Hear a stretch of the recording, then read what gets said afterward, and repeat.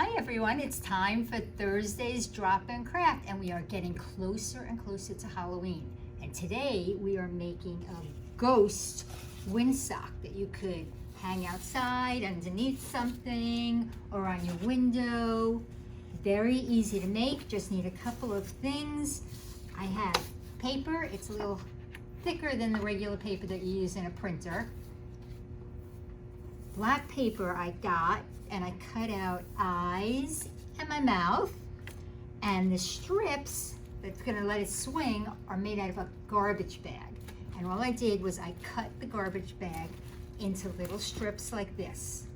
So we're gonna do this one step at a time. The first thing we're gonna do is we are going to take our glue stick that you also need, but I forgot to tell you you need it, and we're gonna put glue on the bottom of the paper, and then I'm going to glue my strips,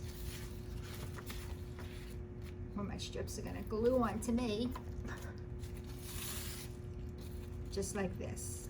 Put as many strips as you want. I'm just going to use 3 strips this time. Then I'm going to turn it over, and I'm going to figure out where the middle of when I'm going to close it is going to be, and I'm going to put one eye there, my eyes, one eye there, one eye here, and my mouth. We'll go right over there. And you can make any kind of faces you want with your ghost because it's your ghost. These are the ones that I made. Then I'm going to turn it back over so I see the part where I glued.